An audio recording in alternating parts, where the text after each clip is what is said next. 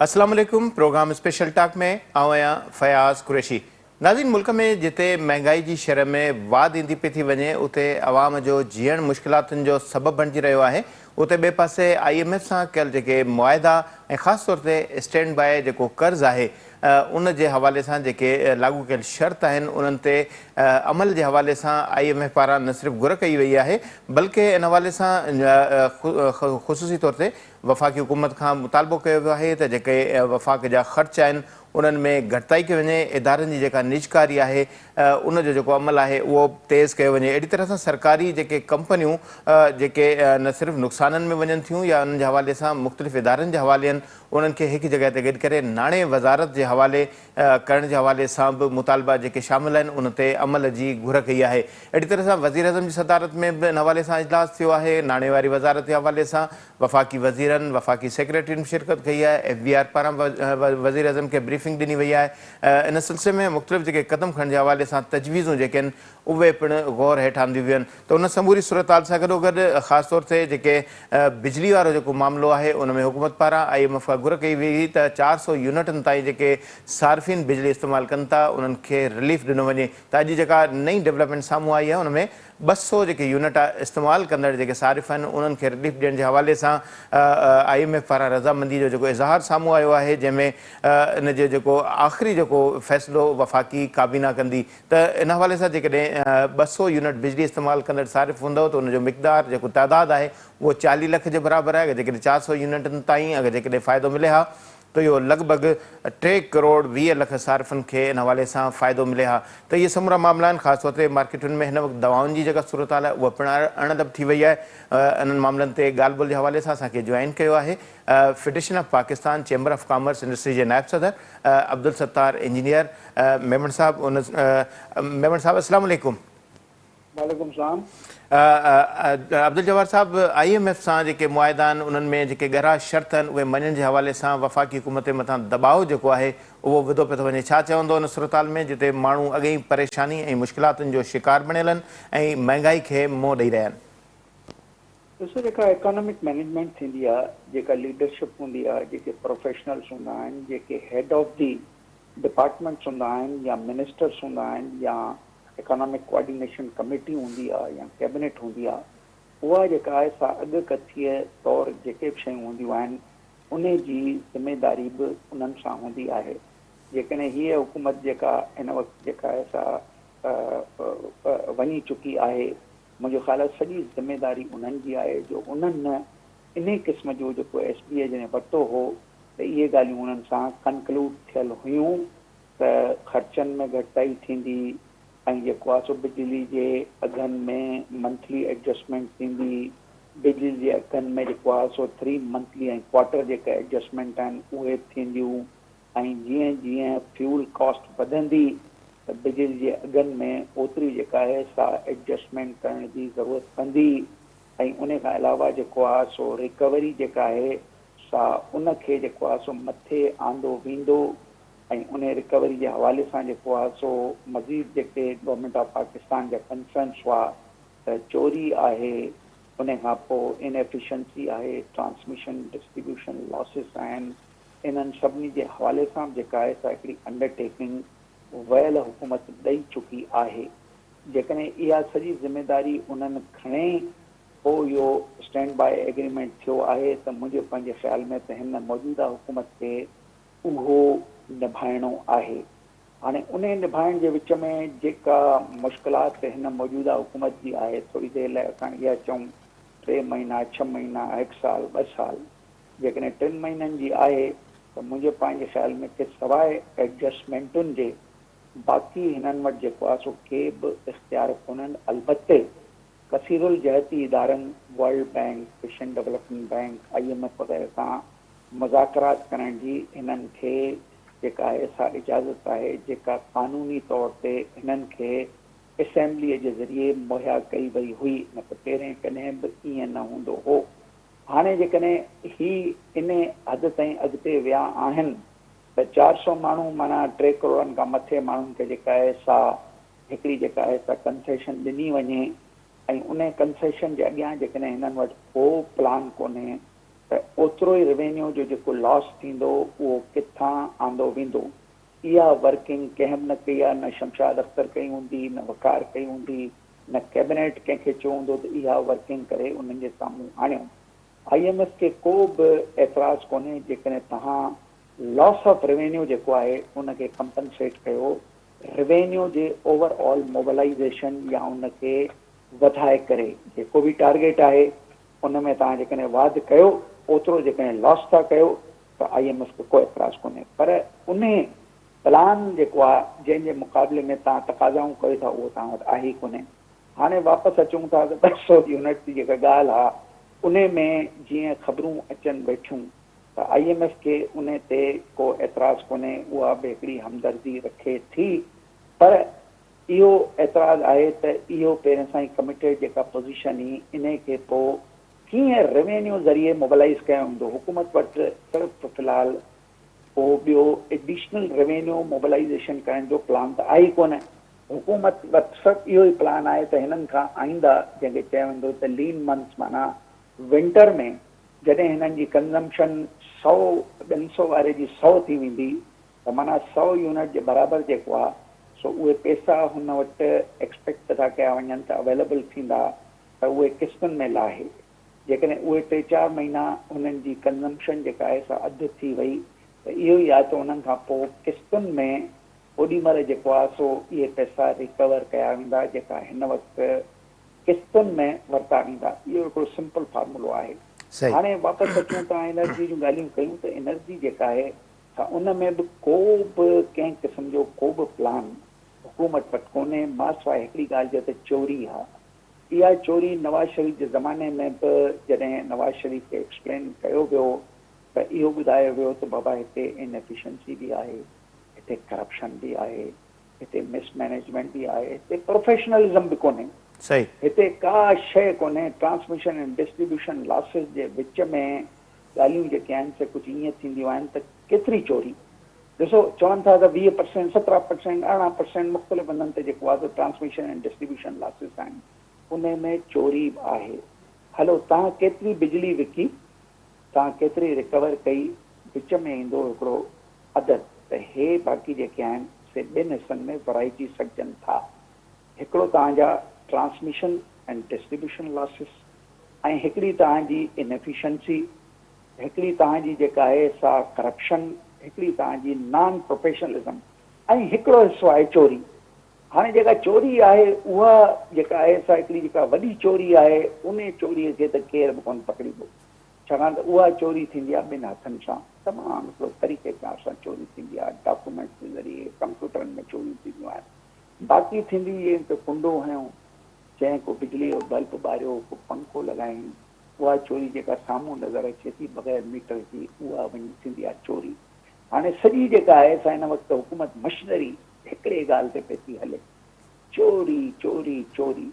माना cost of generation खे ठीकु नाहे करिणो, IPP जे मुआदनि में रद्दो बदल नाहे करणी, तव्हांजी जेका आहे सा ट्रांसमिटेबल ऐं डिस्ट्रीब्यूटेबल एनर्जी जेका आहे सा उनखे पहुचाइण जो बंदोबस्तु नाहे करिणो।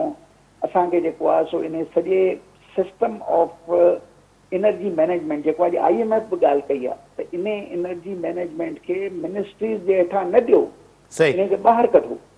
मिनिस्ट्रियुनि में रखंदव त अञा ख़राबियूं थींदियूं। तव्हांजो कमु एंटरिम में इहो ई आहे त तव्हां हिकिड़ी रिफॉर्मिस्ट थियो। रिफॉर्मनि ज़रिए जेके बि शयूं तव्हां कंट्रोल करे सघो था, उते जेको आहे सो तव्हां जेकॾहिं को रद्दो बदल आणे सघो था, को कॉस्ट ऑफ जनरेशन खां वठी कॉस्ट ऑफ रिटेल जंहिंखे चइबो आहे डिस्को, हेस्को आहे, सेप्को आहे सिंध में, उहे जेका रिटेल सेल कनि था उते जेको आहे सो तव्हां का घटिताई अगरि आणे सघो था, इहे चइबा आहिनि रिफॉर्म्स। पर उनजे बजाए जेकॾहिं पुलिस थाणा खोलियो, असिस्टेंट कमिश्नर खे पावर ॾियो, मूंखे इहो ॿुधायो त जेकॾहिं पहिरें पावर कंहिं मुख़्तियारकार वठो या कंहिं सूबेदार वठो ऐं उहो पावर जेकॾहिं हाणे बि SP वटि अचे थो, SP त चवंदो बि सूबेदार खे न, असिस्टेंट कमिश्नर को पाण वेंदो छा वञी इहे कुंडा लाराइण, फील्ड में हूंदा ई न आहिनि। हेठा माण्हू ईंदा, वरी साॻियूं ॻाल्हियूं हिक ॿिए सां जेको आहे सो ॾे वठि, जेको बि ग़रीब वटि बाक़ी कुझु रहिजी वियो आहे उहो ॾेई करे पंहिंजी जान छॾाईंदो। त इहे जेको आहे सो इहे अटेम्प्ट्स ऐं इहे तरीक़ेकार जेके आहिनि से कंहिं बि तरीक़े सां हिकिड़ी मॉडर्न डिजिटल इकोनॉमाइज़ेशन जी जेका असां ॻाल्हियूं पिया था कयूं उन्हनि खां परे आहिनि। ही आहिनि हिकिड़ा फिज़िकल रस्ता। ही 1800 जेके चइजे न त जॾहिं ख़तर थियो हो, ही आहिनि जॾहिं ब्रिटिश राज हो, इहे उन ज़माने जा तरीक़ेकार आहिनि त तव्हां चोरनि खे पकड़ियो। हाणे थाणनि में जेको आहे सो जेके कचे पके जूं ॻाल्हियुनि खां अलावा जेको आहे सो हाणे स्ट्रीट क्राइम खां अलावा इहे जेके आहिनि से चोरी करण वारा जेके माण्हू आहिनि गुंडा लॻा पिया हिननि खे पकड़ो। अच्छा जावेद साहब ही तो कोशिश तो थिए थी तो चोरी रोकियूं, पर ये खाली हिकिड़ो खोखला जेके नारा हूंदा आहिनि पोइ ढेजारियो वेंदो आहे, क्रैक डाउन कयो वेंदो। इन हवाले सां IMF जो इंस्ट्रक्शन ॾिनो त बिजली चोरी रोकी वञे, बाक़ीदारनि ख़िलाफ़ जेको क्रैक डाउन कयो वञे। अहिड़ी तरह सां जिते बिजली में रिलीफ जी ॻाल्हि कई आहे उते IMF इहो मुतालबो कयो त उन बदिले में गैस जेको आहे उहो वधाई वञे, महांगी कई वञे। त हाणे बिजली अॻे ई महांगी आहे, माण्हू अज़ाब भोगीनि पिया, होते रिलीफ जे बहाने सां रिलीफ उनखे क़िस्तुनि में मिले थो बिजली जे वसूली जे हवाले सां जेका रिकवरी आहे। पर उनजे अगेंस्ट में जेकॾहिं ॾिठो वञे गैस जा जेकॾहिं अघु वधंदा त पोइ त गैस में बि चोरी वधंदी। इन हवाले सां गैस जा जेके अंग करनि उहे बि हैरान कंदड़ आहिनि। अहिड़ी तरह सां गैस जे ख़िलाफ़ उन में बि उते बि ऑपरेशन जे हवाले सां हिदायतूं कयूं आहिनि। उन में बि जेको 50% गैस जेको पाकिस्तान पर डे मां घुराए थो ऐं जेका लोकल गैस आहे उनखां उहा टीण ते महांगी आहे। त हिकिड़े पासे रिलीफ जी ॻाल्हियूं थियनि थियूं, पर रिलीफ क़िस्तुनि में वसूली जे नाले ते ॾिनो थो वञे, ॿिए पासे वरी गैस महांगी थी थिए। त हीअ त हेकांदो जेको मुश्किल जेका सूरत पैदा थींदी। हेलो जावेद साहब आवाज़ अचे थो? जवाब साहब आवाज़ अचे थो? कुछ आवाज़ कुछ घटिजी वियो आहे तव्हांजे तरफ़ां। हाणे अचे थो बहितर आवाज़? हाँ हाणे ठीकु थी। मुंहिंजो चवण मक़सदु इहो हुयो त बिजली जी जेका वसूली थोरो कुझु वक़्त जे लाइ हवाले सां मौख़र कई वई आहे, उन में क़िस्तूं ॾिनियूं वयूं आहिनि, पर उन जे मुक़ाबले में गैस महांगो करण जे हवाले सां जेका तजवीज़ साम्हूं आई आहे उहा सम्झो था त मुनासिबु आहे। ही त ॿिणूं वधीक मसइलो पैदा कंदी, बिजली बि महांगी, गैस बि महांगी, ॿिणूं ओवरबर्डन आवाम त परेशान थी वेंदो। ऐं उन हवाले सां गॾोगॾु ख़ासि तौर ते ऑपरेशन जी तयारियुनि जी बि ॻाल्हि कई पई थी वञे, क्रैक डाउन जी ॻाल्हि पई थी कई वञे। ॾिसो जेसिताईं गैस जो तालुक़ु आहे, गैस जेकॾहिं महांगी थींदी त उन सां गॾोगॾु बिजली बि तव्हांजी महांगी थींदी। माना हिकिड़े पासे हिकिड़े सारिफ़ खां तव्हां गैस जी क़ीमत वधायो वेठा, ॿिए पासे तव्हां जेको आहे सो बिजली जी क़ीमत बि वधाईंदव। इन खे चइबो आहे fuel cost adjustment. Fuel cost adjustment माना इहा क़ीमत जीअं वधंदी वरी तव्हांखां जेको आहे सो हिकिड़ी एडिशनल कॉस्ट वरिती वेंदी बिजली जे हवाले सां। हाणे ॻाल्हि दरअसल इहा आहे जो जेका गैस ॿाहिरां घुराई थी वञे ऐं जेका गैस लोकल आहे उन जे प्राइसिस में त तमामु वॾो फ़र्क़ु आहे। इहो हिकिड़ो पहिरें बि हिकिड़ी जेका आहे सा हिकिड़ी रिथाबंदी थी त वेटेड एवरेज कॉस्ट ते गैस ॾियो। जेका क़ीमत लोकल जी आहे ऐं जेका क़ीमत ॿाहिरि जी आहे उनखे एवरेजिंग कयो।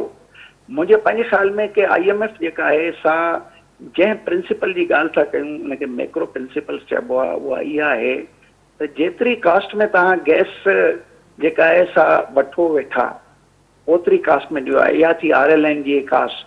हाणे जेकॾहिं लोकल कास्ट जेका आहे लोकल गैस जी उहा जेकॾहिं घटि आहे त RLN जी कॉस्ट इमीडिएटली जेकॾहिं तमामु घणी टीणो ऐं चोणो वधाई वेंदी त इहो बि हिकिड़ो प्रॉब्लम आहे त माण्हू जेके आहिनि से इंडस्ट्री इहे काफ़ी जेको आहे सो शोर शराबो कंदा। त उन जे लाइ पोइ इनखे जेकॾहिं वेटेड एवरेज कंदा त शायदि जेको आहे सो पोइ एतिरो गोड़ त थींदो, पर उहो गोड़ एतिरो न थींदो जेतिरो सिर्फ़ु RLN जी क़ीमतुनि जी वसूलियाबी जे हवाले सां हूंदो। त इहो हिकिड़ो मैक्रो इकोनॉमिक स्टेबिलिटी जूं ॻाल्हियूं आहिनि त जेतिरे में तव्हांखे पए थी ओतिरे खां घटि तव्हां न विकिणो, चाहे बिजली हुजे, चाहे गैस हुजे, चाहे फर्टिलाइज़र हुजे, चाहे जेके आहिनि से ॿियूं उहे शयूं जेके मुल्क में स्टेट जेका आहे हुकूमत जेका सब्सिडीअ जे नाले तां ॾिए थी, सब्सिडी जेका आहे उहा आइडेंटिफाई थी चुकी आहे 500 खनि अरब रुपया हिन BISP प्रोग्राम में। त सब्सिडी जेकॾहिं तव्हां वधायो था उनजी बि का मुमानियत कोन्हे। जेकॾहिं प्रोविंसिस पंहिंजी टैक्स ऑन सर्विसिस वधाईंदा भले सब्सिडी प्रोविंसिस बि ॾियनि, जेकॾहिं हुकूमत पंहिंजी रेवेन्यू मोबिलाइज़ेशन में 200 अरब रुपया ॿिया विझंदी त उते बि उन्हनि खे को एतिराज़ कोन्हे। असां IMF जे ख़िलाफ़ जेको आहे सो ॻाल्हाइण में तमामु घणी दिलचस्पी रखंदा आहियूं, छाकाणि त असां पंहिंजे इकोनॉमिक मैनेजर्स जे ग़लतियुनि जे करे जेको मुल्क हिन बीठो आहे उन्हनि ते ॻाल्हाइण खां मुंहिंजे पंहिंजे ख़्याल परहेज़ त नथा कयूं, पर उनखे एनालाइज़ करण में असांजी दिलचस्पी एतिरी न आहे जेतिरी IMF खे क्रिटिसाइज़ करण में आहे। सही तंहिं करे माण्हूअ खे जेको आहे सो हिकिड़ो नॉलेज बेस्ड ॻाल्हियूं करणु खपनि, समझदारीअ सां जेको आहे सो अप्रोच करणु खपे। IMF जेकॾहिं रिफॉर्म्स चए थी त ग़लती का कोन्हे। IMF जेकॾहिं चए थी त तव्हां जेतिरे में शइ तव्हांखे इम्पोर्ट था कयो तव्हां ओतिरे में विकियो, बिल्कुलु। ऐं IMF मना बि कोन थी करे त तव्हां हिननि खे सब्सिडाइज़ कयो, जेकॾहिं रेवेन्यू जेको आहे सो तव्हांजे एक्सपेंडिचर जी जेका लिमिट आहे उन खां न वधे, तव्हां पंहिंजो एक्सपेंडिचर घटायो। तव्हांखे यादि हूंदो प्राइम मिनिस्टर ऑफ पाकिस्तान चयो नंढियुनि गाॾियुनि में वेहंदासीं ऐं जेको आहे सो ऑस्टोरिटी मेजर्स वठंदासीं ऐं हिकु हिकु सेक्रेटरी वटि टे गाॾियूं आहिनि, मिनिस्टरनि वटि ॿ ॿ टे आहिनि, उन्हनि खे घटाईंदासीं। पर इहे ॻाल्हियूं त सभु लफ़ाज़ी रहियूं। इन करे मुंहिंजे पंहिंजे ख़्याल में त IMF जो वजूद जेको आहे सो हिन मुल्क में इन्हनि ॻाल्हियुनि खां हिकिड़ी परहेज़ त बिल्कुलु नथो कराए सघे, पर इन्हनि ॻाल्हियुनि खे चेक ज़रूरु करे सघे थो। बाक़ी आहे इकोनॉमी, उन इकोनॉमी खे सुधारण लाइ तमामु घणी महिनत जी ज़रूरत आहे, जंहिंमें सभ खां वॾी क़ुर्बानी उन्हनि माण्हुनि खे ॾियणी आहे जेके एलिट्स आहिनि, जेके मथे वेठा आहिनि। अच्छा जवाब साहब ये तमामु बहितरीनु तव्हां ॻाल्हि कई, एलिट्स जेके आहिनि उन्हनि खे क़ुर्बानी ॾियणु खपे।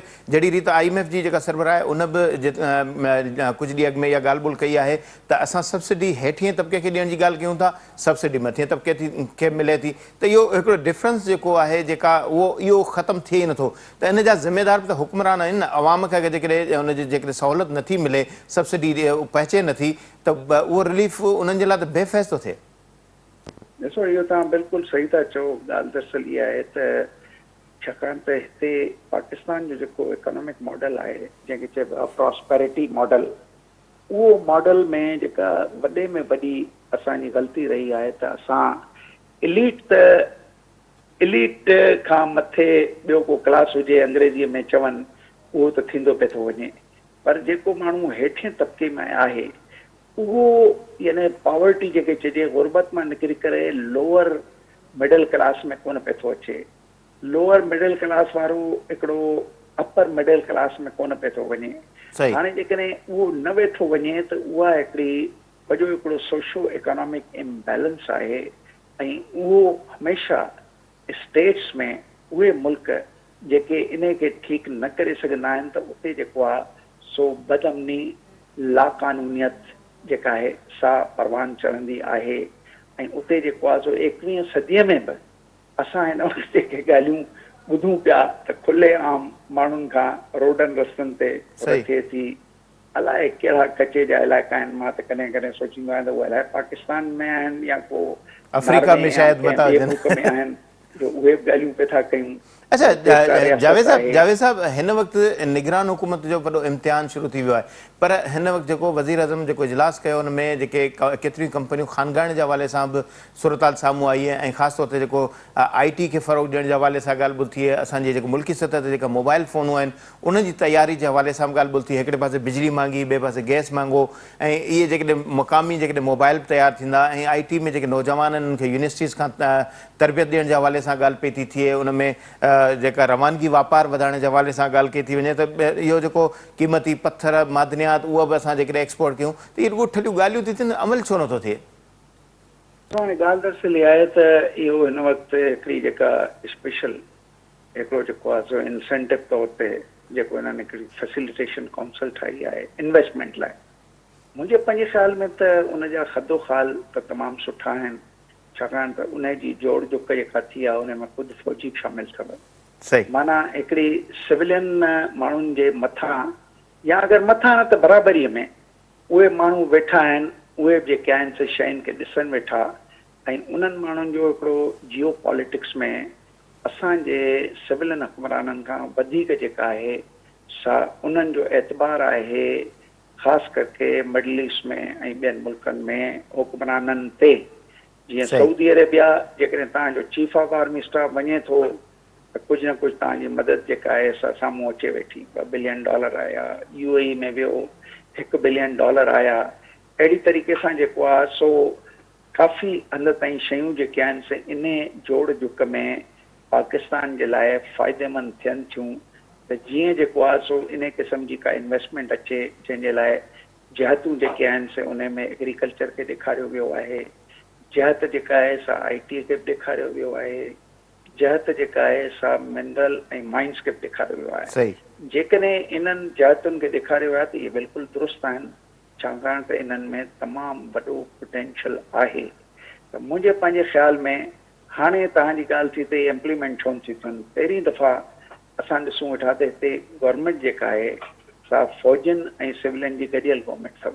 जेकॾहिं मूंखां पुछो इहा जेका इन्वेस्टमेंट काउंसिल ठही आहे ऐं SIFC सो इन्फ्लुएंस आहे, प्लस फ़ौजी सिपह सालार जेको आहे सो कराची खां वठी लाहौर, लाहौर खां वठी ॿियनि हंधनि ते बिज़नेसमैननि जे जथनि सां ॻाल्हाए वेठो।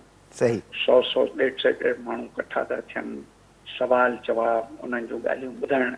त माना हिन वक़्तु ॿई धुरियूं जेके आहिनि से हिन इकोनॉमीअ जे हवाले सां सूरत हाल में परेशान त आहिनि, छाकाणि त फ़ौज खे बि एतिरी परेशानी अथव जेतिरी सिविलियन खे हुअणु खपे। सिविलियन खे जेकॾहिं हुजे हा त हेल ताईं मुल्क ठीकु थी चुको हुजे हा। सही हाणे ॾिसूं त इहा परेशानी जेका फ़ौजियुनि खे आहे, जेका उहा सिविलियन खे थोरो धिको ॾियण में इस्तेमालु कंदा, शायदि थी सघे थो कामयाबी उहा थिए जंहिंखे तव्हां चओ था एनफोर्समेंट छो न पई थिए, इम्प्लीमेंटेशन छो न पई थिए। ठीकु आहे शायदि इन्हनि जो ॿार ऐं इन्हनि जी ताक़त ऐं इन्हनि जी ज़रूरत जेका आहे शायदि त इन असरअंदाज़ थिए। इम्प्लीमेंटेबल फेस खे शुरू करण में मददगार साबित थी। ठीकु आहे, वरी महिरबानी जावेद मेमन साहब, जब्बार मेमन साहब सॉरी, ॿुधाए रहियो हो त ज़ाहिर आहे हाणे हिन कोशिशूं थी रहियूं आहिनि त मुल्क जी मैशियत खे बहितर कजे, हुन में अस्करी तोड़े सिविल जेको इदारा आहिनि उहे गॾिजी करे कोशिशूं वठी रहिया आहिनि। वक़्तु ब्रेक जो, वठूं था शॉर्ट ब्रेक।